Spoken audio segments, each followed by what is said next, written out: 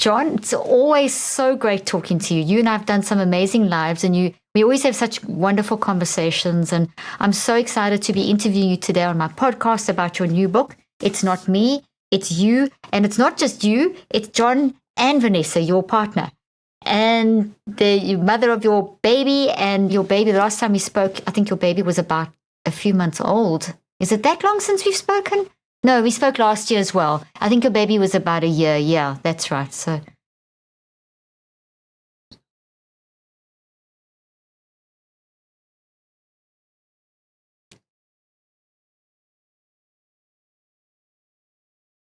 isn't it amazing? John, my kids are all between the age of 24 and 31, and two are married, and three of them work for me. And in fact, my son, all three, my three daughters, and in fact, my son is also a contracted. He writes, he's an author, and he's co-authoring children's storybooks with me about mental health. So all of them are involved, but it's true. Like now, I mean, I still feel, I remember when they were the age of your child. It does. It flies by, and it's just an amazing time in one's life. You know, people often ask me that, and I found that every stage has been so interesting. Every stage. I mean, that sounds so cheesy, but really, it's just too fascinating to watch them. You know, the baby stage is just so cute, and you know, when they start becoming independent, that 2-year age, when they start recognizing they're separate from the parent, that is fascinating. As young adults, it's amazing how much parenting you still do, John. That's what's been so interesting for me. Once a parent, always a parent. It doesn't mean if they're adults that you're still parenting them, but it's a different. You know, it's different. It's fascinating, but it's so different. So I've enjoyed the stages, the stage changes. They've been amazing. But I love being a parent. I mean, it's really fabulous. I'm dreading high school. I hated the first year. I'm now loving the 2.5. You know, she's talking. So cute. She's like, "Don't touch me, my body." There's a lot of stuff happening where you could just see this person emerging, sense of humor, personality. It's amazing. But yeah, I got to be honest. The first year, I did not like it. It is challenging, that first year. I think for me, the hardest years were the 18 through 22 university years. Yeah. There's so much transition happening, and there's so many things they're dealing with, and this world is so challenging. That was the hardest part of parenting, was those 4 years, I found. Yeah, because they're adults, so it's and it's the transition from being a young adult, you know, being at home, and where you're still very involved with their life, to them growing up. That transition, and so they're making the transition into adulthood, and you have to make a transition as a parent and change how you parent. So you have to grow, and that's very hard. And seeing them battle through things, because life is challenging, and nothing, as we know, is not going to be simple. And wanting to still protect them, and yet you have to stand back. That's probably been the hardest thing, is to know when to intervene and that kind of thing. Yes, and let me ask you this, and maybe this is a great segue.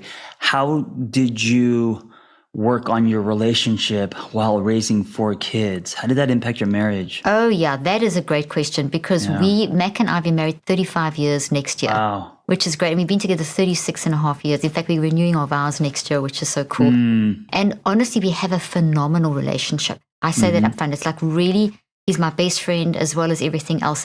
But definitely it was more difficult with children. Oh, yeah. So they were, and the biggest thing was the way he was raised, because he was raised by parents that were very absentee parents. He was raised in the Serengeti. They drank a lot, kind of absentee parent. He was put in boarding school at 4 and only saw his mother a year later. Multiple divorces. So he had a kind of a traumatic childhood, and was he's 67. So it was very disciplined, very disciplinarian. Now, I'm 10 years younger than Mac, so it's slightly different age, and I was in a very solid, one marriage, parents, very much involved, that kind of thing. So it was very different upbringings. So when and there were things that my mom did and dad, which is always, we always say, we're not going to do the bad things our parent do, and we're going to do the good things. Right. But I was determined to be very connected with my children, because my mom and dad grew up in an era where you weren't that connected with your children. There was still quite a lot of discipline. So even though it was different to Mac, it was still great parents and everything, but there was that deep connection, that allowing a child to express themselves. So I decided to bring up our kids being able to really think and challenge and ask questions, and be the place where they could talk safely, because I could never do that with my parents. And I didn't believe in harsh discipline.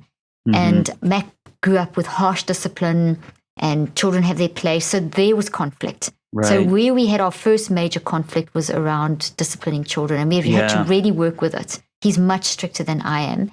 And so we had to work that out. Yeah, there's just so many factors. And now I see how hard it must have been for my parents. They came here, with $500, 2 kids, without speaking the language. And I was just like, man, Crazy. How did they do it? We have so much more. And, our parents had so much less and they did more. So it's been really eye-opening, and it's a learning experience for sure. And just relating to that experience, one of the things that's, I think, so great about your background and your upbringing and what your parents is, there's going to be an inclination, I don't know if you've already found this, to protect your child and to give them everything you never had, and almost take away their chance to be, and I'm not saying you do it because I don't know you and I don't know how you bring it. I mean, I know you from talking to you, but there is that, I've spoken to a lot of immigrant parents, and also that there's this inclination to, and I in a way almost did it with my own kids a little bit, where you want to protect them from everything and not let them go through hardships, but they have to. So I talk a lot, and I write a lot about safety net parenting versus helicopter parenting to allow them to suffer through the challenges of life. Of course. But just reading your book, I know that you're going to have the right approach. I think you're going to be already an amazing parent. We'll see. I got started late. I didn't start when you started. I'm going to be the parent that is dropping or picking up the kid from high school on a Harley and wearing Vans, and they're going to say, "Hey, your grandpa's here." Because my hair. By the time she's in high school, I'll be completely hair white. I'll be in my 60s. Yeah.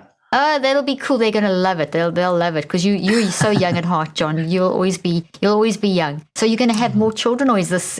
No, one and done. One and done. That's why you can't believe I had 4. Well, that was back then. That was very normal. So I have lots of kids. Yeah. I didn't want children. I mean, not that I don't like children, but I was so into my career. And then one day my husband said, "Well, let's adopt one." I said, "Okay, well, you know what? Let's have one and we'll adopt one."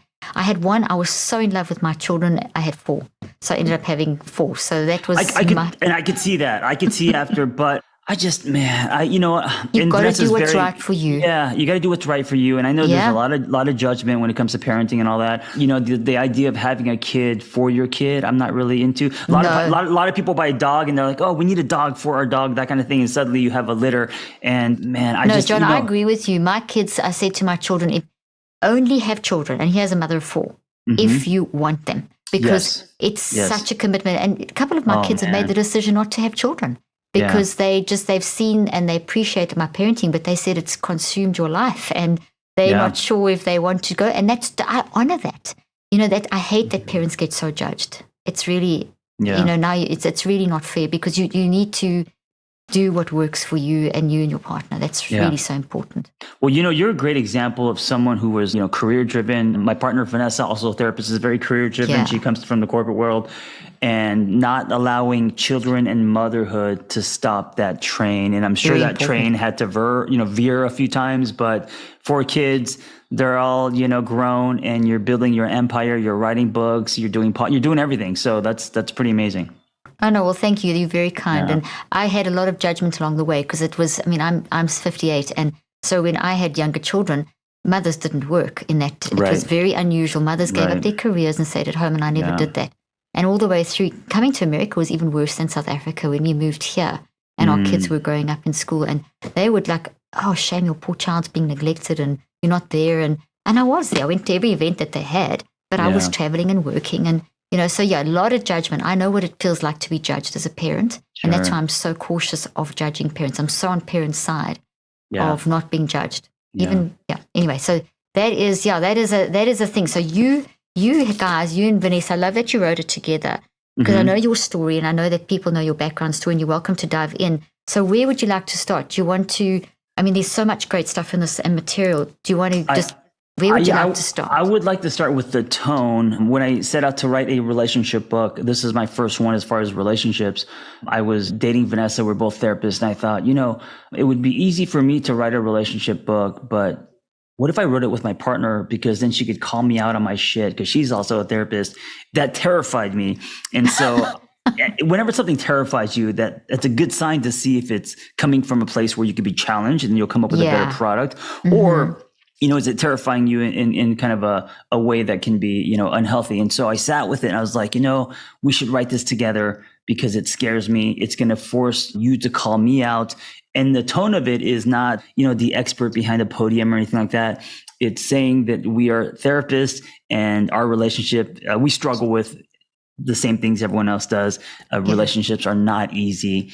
And of course, it's not me, it's you is obviously humor at how we blame in relationships and we don't take ownership, including therapists. So I'm glad you said that. I mean, it's so true. If I think of the background I've gotten, how many mistakes I make and still make, and that's all part of it. It's not an easy ride, but if you work at it, and that's what you say. I mean, you say so many wonderful things. I wanted to just dive in. There was a summary. Oopsie, I'm grabbing your little note that you sent through. Unlike most relationship books, which send you off with nothing more than a hope and a prayer, it's not me, it's you, gives you a concrete way to integrate the book's lessons into your daily life, and permission to curse along the way. John and Vanessa have the vulnerability and self-awareness to unpack their own failed relationship to help you approach things differently. And their personal advice paired with true expertise provides you with fresh insights and tools on how to be a better romantic partner, friend, colleague, parent, and citizen. I mean, I just love that. You kind of just summarized it, and you have some great points that we can hit on: how to forge your own idea of a sustainable partnership, why lightning in a bottle is actually a dysfunction. I want to definitely talk about that. How to understand and unpack financial difficulties, how to chisel away at your childhood protection mechanisms. I mean, these are such great topics. And why you should love like it's going to end. I mean, this is brilliant stuff.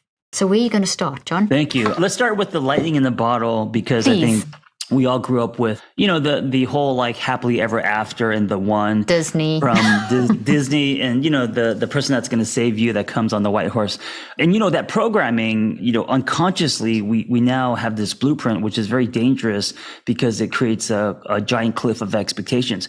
And so I fell into that trap. I was a hopeless romantic. I believed in the one, and I thought, if I go down, you're going down with me. If you go down, and which is very unhealthy in its enmeshment and codependency. And now I believe I'll give you my hand, but not my life.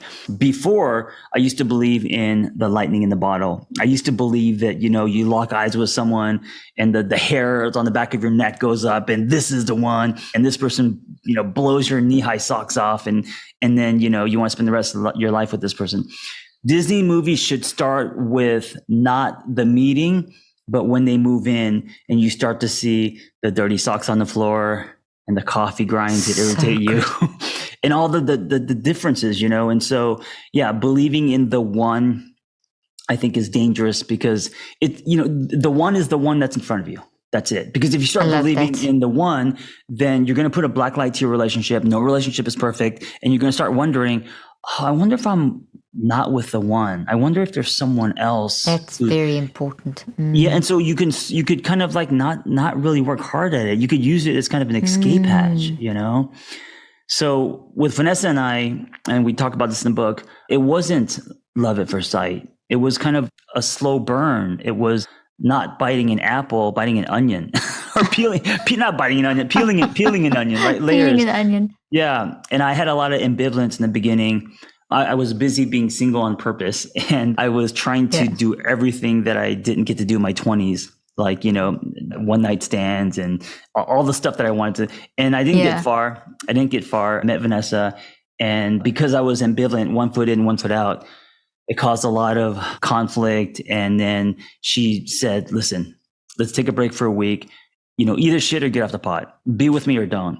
And that was a kind of a huge awakening for me. And I just decided to go all in.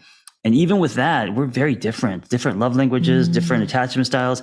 And so, we've been together for 5 years, and it was a very rocky beginning, but I think it's okay. I don't think that because the beginning is rocky that it means that person's not for you. I love what you just said. When I met Mac, he came from this background that I explained.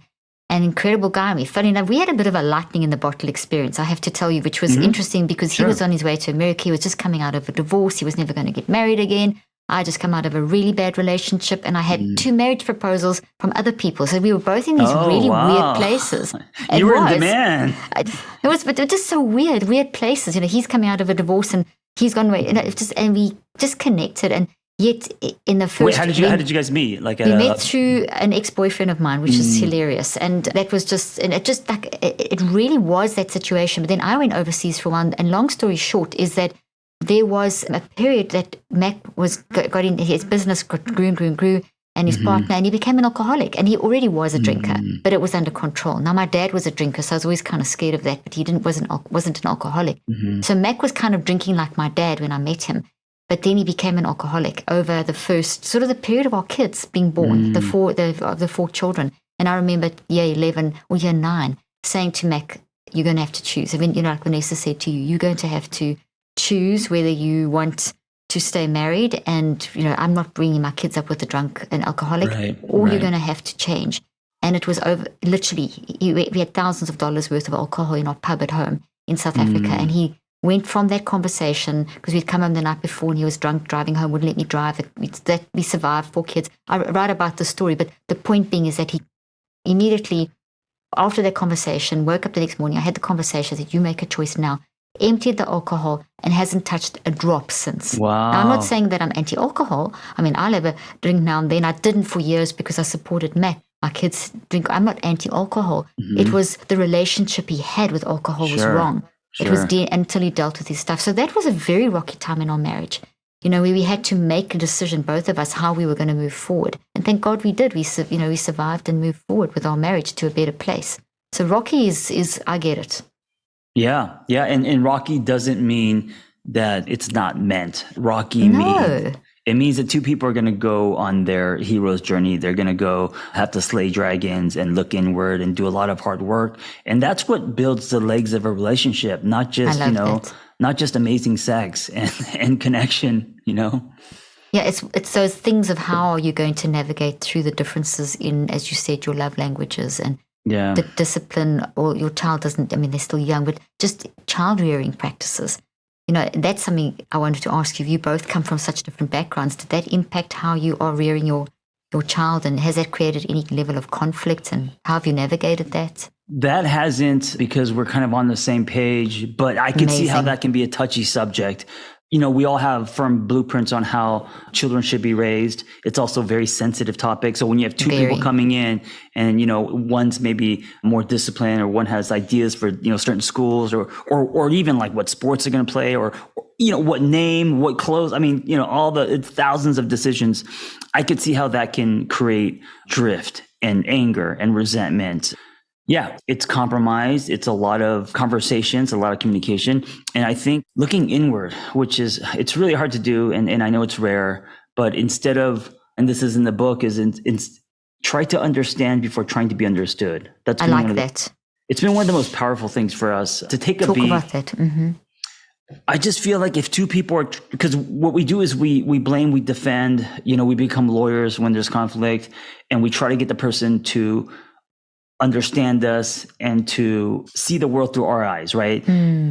If we try to understand before trying to be understood, and you have 2 people doing that, now the space is neutral. The space is really rich for growth.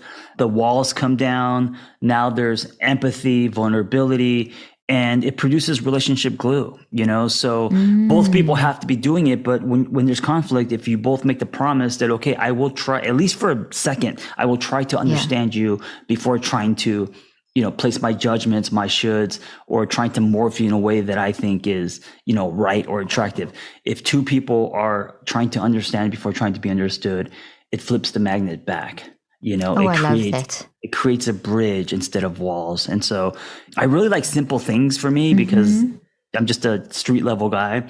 And so whenever we go into any conversation that's going to be difficult, I say to myself, I'll take a beat, maybe have a sip of tea, and say, okay, as we're going into this, John, try to understand before trying to be understood. It's my mantra. I love that. I really love that. It's a total self-regulatory mind management process that you're using. And doesn't that just like take all the steam out of the situation? Talking about trying to be understood instead of understood, it makes me laugh at when Mac and I were before we got married. We were both Catholics at that stage, practicing Catholics at that stage, and you had to go on a marriage encounter in order to get married in the Catholic Church.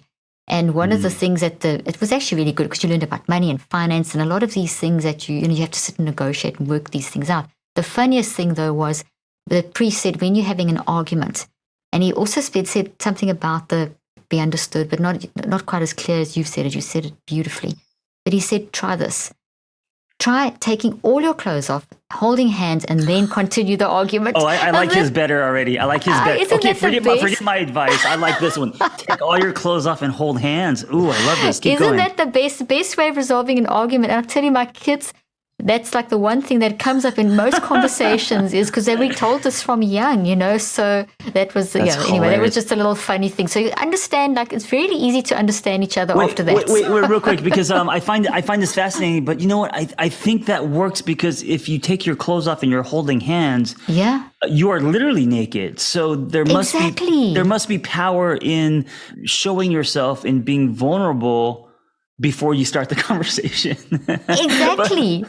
And there's a whole different it'll save time for, what is it called? The after fight sex. Exactly. You can have it before and then you can have a better fight after. You know what? I like that bit of my concept. I'm rewriting. It's going to go in the second edition. Take your clothes off and hold hands. I know. Isn't that great? I tell you, I love it too. I talk about it all the time. Yeah. Second edition. So let's talk about the childhood protection mechanisms, because I think that's really, really a great thing to talk about, because how that kind of just comes into a marriage just naturally, because it's how we've coped. And this kind of goes into attachment styles, because attachment styles happen early on, right? How we attach to our caregivers. What's interesting is Vanessa and I are very different. I'm an anxiously attached, I'm holding onto her leg, and she is avoidant, right? So she's kicking me off and running the other way. And I think it's really important to be, and now there's many attachment styles, and we just kind of go over the 3 or 4, right? And secure is where everyone's trying to swim towards secure attachment. But what's really important is to know your attachment style. So when you notice your behavior or thoughts, you can challenge them, right? Because if you don't, because I used to think that's what love was. It's not that I'm anxiously attached. There's nothing wrong with me. You know what? I'm romantic. That's why I want you to not have any friends. I'm romantic. That's why I want you to be with me 24/7. Or so, and then also like love languages. I love words. I need you to write me letters. I need you to tell me I'm sexy. I need to feel desired, right? Vanessa doesn't need any of that. She's all about acts of service. She needs me to go get the car washed, right? That turns her on. And so if I'm not aware of this and she's not aware of my love languages, there's a lot of just, mismatches, right? And so instead of me taking her not writing me love notes and saying that I'm attractive as rejection, I understand that's how she's wired, and how she'll show me love is, maybe she'll make me dinner, or she'll, do something that is of service, because that's how she expresses love. And then for her to know that if I write her name in the sky, don't ask me how much that cost. That came, you know what I'm saying? That came from my heart, and that's how I show love. And so an understanding of that, and then the challenge for you to not minimize your love language, but just stretch a little bit and try something different. So I try to do acts of service. I will go put gas in her car without asking, do chores, do things that make her life easier, because I know that means a lot to her, and that's how she sees love. And then she actually has notifications in her phone that says, write John something. I love that. Or give him a compliment or whatever, because she's not wired that way. It'll never happen. And so sometimes that's what working on a relationship looks like, notifications and reminders, and you being aware of how your partner is wired and why. And instead of trying to change them, meeting halfway.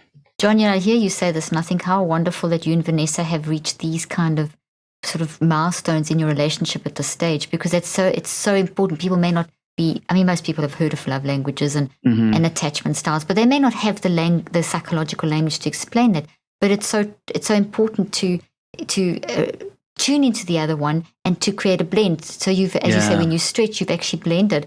And there's something that Mac has done for the whole time that we've been together, which is 36 and a half years. He's always bought me breakfast in bed. So literally every day, coffee. Literally every single day. Oh my gosh. He brings me, unless we're somewhere that we have to get up early, and even then, even in a hotel, he will go and get me coffee, because I don't like those hotel coffees in the rooms. He'll go and get me coffee, and he'll find something, or make sure that there's something there that I like to eat or whatever, every single day. And that's his love languages, is also doing those things. Service. The service, the acts of, like with the kids, he may not sit and talk for hours with him, but he'll do things for them. And they've had to, because my kids are all very verbal and I'm very verbal. So they've kind of taken more after me, except for the one and the others. So they had to learn with Mac as well, that Mac's active love language is not sitting, me, it's long talks, and Mac, it's the doing. He does things for them, so it can save so much.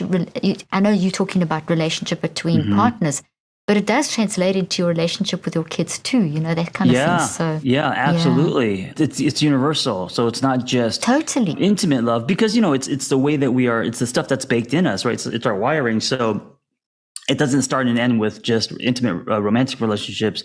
It's family members, it's friendships, it's just how we are in the world. So exactly, being aware of that. And I'm glad you said it's not just love, because even in friendships, the way that we show love, it's something that we could work on for sure. Exactly. So, John, one of the things that you love to say is finding beauty in the contrast. Can you talk about that? Because that's just I love that statement. Yeah. And this is another misconception. I think that we think that, our partners have to be like us, right? So I used to think, if we don't have the same sense of humor, the same taste in music, the same, energy when it comes to, sex and all, I thought, okay, then you're not for me.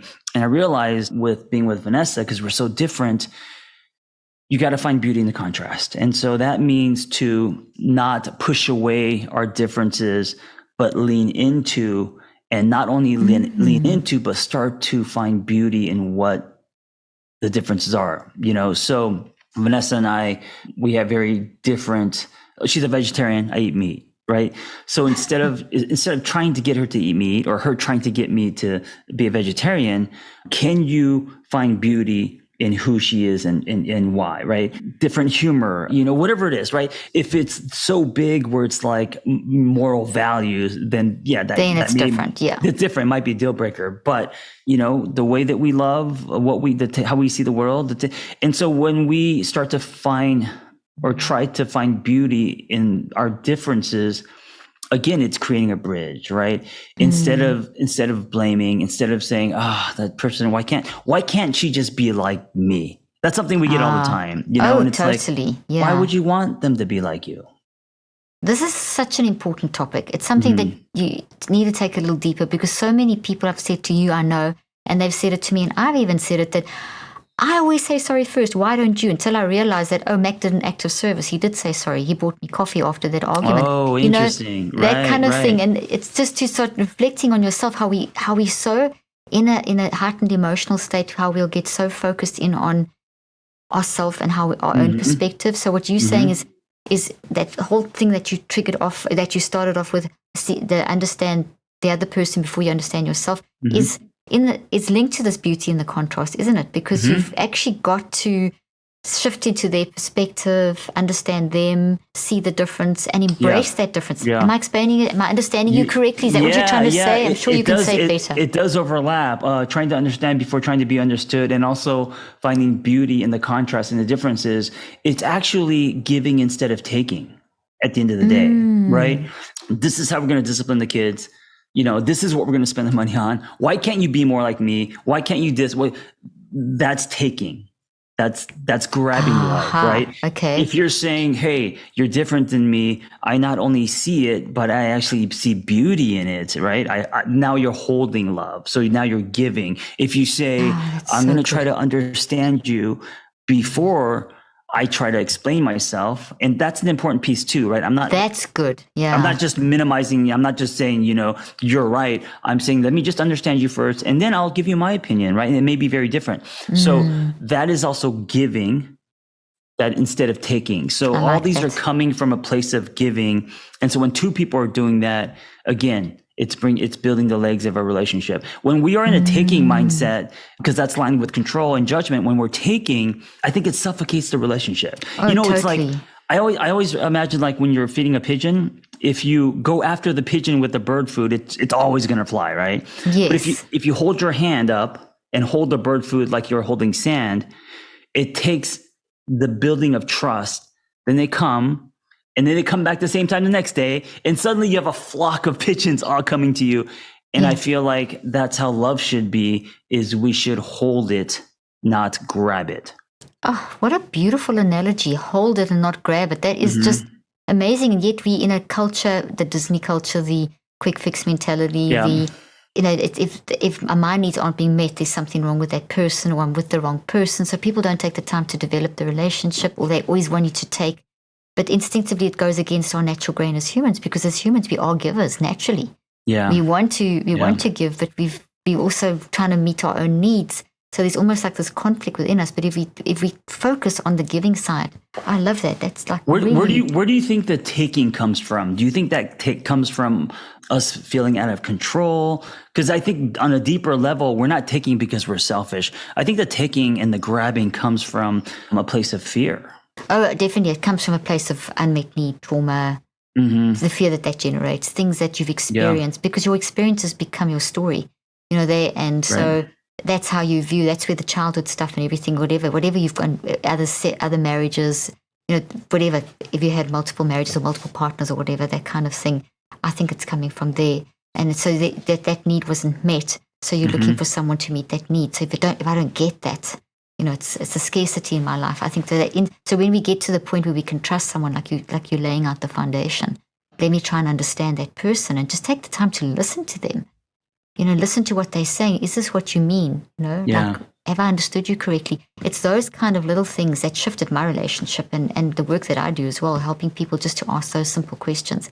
And let's also remind everyone, including each other, that it's not easy, right? These are hard things to do that you must practice daily, like transforming your body. You've literally got to wire it in. Sometimes there's, the work I do with neuroplasticity and how long it takes rewiring to do the mind, brain, body. That's all your stuff, yeah. It takes 63 days minimum for one cycle just to get some kind of a new thing built in. So sometimes you've put years of doing something one way.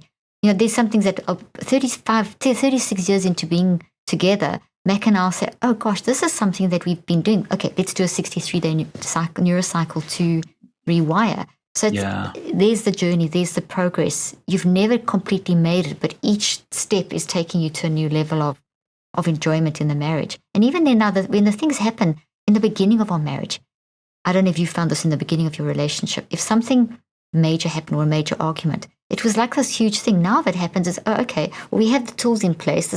We can work this out. We can, because we've trained and practiced, not going into silence or pulling away. If something, we would have this thing that if we have an issue, we will stay up all night if we have to, but we will not go to sleep until we've got to a level of resolution. And that's been very key for us. I love what you're saying, because you're saying, so the training produces trust. And when you have trust, you're not in fight or flight. You're not fleeing. You're not afraid that this is all going to trauma response. Right. So you're in more calm, right? And so that's going to produce a response instead of a reaction. And so, and this is also, with fitness, training, you don't work out over the weekend and think you're going to have abs the next day. No. And everyone understands that, John. This has always been a question that I pose to people. We understand that about working out. Yeah. We understand to become a pro anything you have to work out. But when it comes to relationships, there's this an unrealistic expectation that the first problem is the end of the world. And, Well, I think because we wait too long, right? We start changing when we're almost at the end or out the door. And then two, with physical stuff, you can see it. So you could see, losing fat, building muscle. You could see the transformation that motivates you. With relationships, I guess you could experience it, but it doesn't happen overnight. It's incremental. It's, and also we snap back. So sometimes that things are good and then we snap back. But if you do snap back, notice that the snapping back may be shorter, right? Or, you're no longer throwing chairs when you fight. Notice all the stuff. And this is also seeing beauty in the growth, in the contrast, and not just getting down and putting a black light on your relationship and just seeing everything that's wrong, but start to see what's right. And then you can notice, things are changing. People are growing, it's happening. And so that may encourage us. But if you want things instantly, because we live in a very instant gratification world, good luck. You're going to be never going to be satisfied in a relationship. Yeah. No, it's going to be very, very difficult. John, what do you and Vanessa do? Like, let's say that there's something that you both, because let's be realistic, we don't agree on everything all the time. And we have bad days. And so you can come back from a bad day where you heightened and you just worked up or whatever. And maybe Vanessa said the same thing. And, you have an argument about some stupid thing. I don't know. This happens with Mac and I. It's like, so it didn't have to become an issue, and it becomes an issue because of the state of mind that we're in. What do you do, and what is your advice to people if that happens? Because if you can catch this, like I can say this 36 years into a relationship, if you can recognize these patterns and catch them, you can then reduce the amount of times they happen. You can get out of them quicker because they're still going to happen. But if you know what to look for, so what would be your advice around something like that? Vanessa has a great answer in the book. She says, and this is pulled from her own personal story, a story of someone who, waits too long until it builds up. And then, she says, if you feel in your body any form of resentment brewing, it's already, you need to talk about it. So That's very good. Before it turns into, a cavity, and then before you got to pull the tooth out, when you start to feel resentment, and I think I like that. I think a lot of women generally, I know that's a generalization, because they don't want to rock the boat, or they don't, they're walking on eggshells, or they feel like, oh, okay, they could just, sweep it under the rug. They hold a lot of resentment, and then it builds over the years, and they've been drifting, and they never talked about it. So if you have just a little bit of resentment, or you feel like, oh, it's like your tooth is starting to hurt, and it's not quite a cavity, but maybe you should go to the dentist when you just double check it. Yeah. Just check in with your partner and say, hey, listen, and you're not coming from a blame. You're saying, hey, listen, there's something that I'm feeling, and maybe something I need to work on. I'm not blaming you, but let's just talk about it. And what that does is that starts to dissolve the resentment, so it doesn't build like decay. Because emotional plaque from a relationship is going to send you to the relationship dentist, and it's going to be too late to save, your teeth. Tooth. Wow. Yeah. That's such a great analogy. And so, that's such a good key point to just as soon as you start feeling that resentment, think of it like that. Just starting, there's something here that's not quite right, and don't leave it till it's, and it doesn't mean that it's irreparable. You can go and get a dental implant, but it's not the same as your tooth, It's like, right. And it can be, but then it's so much more difficult and so much harder. So if you can be more proactive. Most couples that we've worked with hold on to a lot of resentment, a lot of anger. They don't express it, and they're just pebbles in your shoe, right? In the relationship shoe. It's like starts walking funny. You're just carrying a lot of things. And so, no wonder why then, because it ripples into the bedroom. It ripples into everything. And so then when someone does one thing, like, leave the socks on the floor, it becomes a huge fight, because it was never about the socks. It's the stuff underneath that you've been holding on to, that you've been angry about for the last 3 years, That's so good. That's so good. And what advice would you give people for in the moment stuff, like when you really both sort of heated up? Besides, now we know that we take our clothes off and hold hands. I know, isn't it just the best? What would other tips that you could? Because maybe the kids are around, so you can't exactly take your clothes off, or you're at the office or something like that. Yeah. What are some in the moment sort of things that you and Vanessa do to kind of get yourself to a calm place where you can connect? I know the taking your clothes off may not be practical, but you know what? Holding hands is great. John Gottman talks about the 6-second kiss, which I think is really powerful. We try to practice. And because 6 seconds can be a long time, right? Yeah. And we get in the pattern of just like pecking and, have a good day, know. But to actually kiss for 1, 2, 3, 4, 5, 6. I love that. That is connection. And it doesn't have to be like tongue time and crazy sexual, but just a connection. And so that's beautiful. Before you get into anything of a conflict, I'm not saying to kiss, but maybe hugging, holding hands, maybe making eye contact, just that speed bump, so you're going to respond instead of react. Most people go into it very hot, very loaded, and at an angle. Right. So there's no room there's no room for expansion or curiosity. There's just judgment and people pushing other people around. That is so good. You've come up with such basic, practical, easy to use. And the book is filled with this stuff. It's really an excellent book. I highly recommend it to people. Thank you. It's Not Me, It's You. Just the title, you've immediately moved on to that. Let's understand versus being understood. And then you can have your choice. It doesn't mean that you have to completely sacrifice yourself. No. As a person. You're just shifting the gear a little bit. I want to transition very quickly because I know we don't have much more time. I want to respect and honor your time. I wanted to transition to, and maybe Vanessa speaks to this more in the book than what you do, but the whole thing of the resentment thing, but how woman's role, how the sort of sexism role, and what triggered that question was something you said earlier on about how women tend to hold it in. And also, I'm 58. I've grown up with an era where you the woman just serves and you don't meet your own needs, and you're there to. And the other day I read an article by mistake. It wasn't even intentional. It was through because I do a lot of scientific research daily. And this article came up and it caught my eye, and it was how you as a woman should be, something like that, towards your husband. Mm-hmm. And I read this, okay, this is some religious thing, I'm sure, and it was, but it was horrific. There was nothing about, if I had to live like that, I would absolutely resent it. Right. There's a book, it made a New York Times bestseller, and then it got turned into a documentary, becoming very popular because it's hitting a nerve. It's called Fair Play. And it's about, you got to see this if you haven't seen it yet, but it's about the lopsidedness in the household chores. So especially with motherhood, coming from the old blueprint that, men are breadwinners, they go out and work, and then women are left with not only the 4 kids, but the laundry, the dishes, and they're not supposed to complain. And you know what? Since you're at home, since you're a mom, that's your job. And so we've been living with and tracing that blueprint ever since, Leave It to Beaver. Right? Yeah. Total patriarchal dominant kind of thing. And it doesn't work. And I think right now, people are now, especially mothers, are standing up and saying, this isn't fair, and I don't want to just put on an apron and make dinner. I want to have a life. I want to build an empire like you. How can we share in the household chores? How can we make it 50-50? And I think that there's going to be a lot of pushback from men who are tracing their dad's definition. Right. Like, that's a woman's job. I'll mow the lawn, but I'm not touching the dishes, like that kind of stuff. So there's a huge shakeup right now with this kind of stuff. I'm so glad that we've talked about this, because this is something Mac and I from day one have never had an issue with this. This has been like from day one, he's just not that kind of person. He's been behind my career. In fact, he gave up his career to basically do all the financial and logistics side of our business.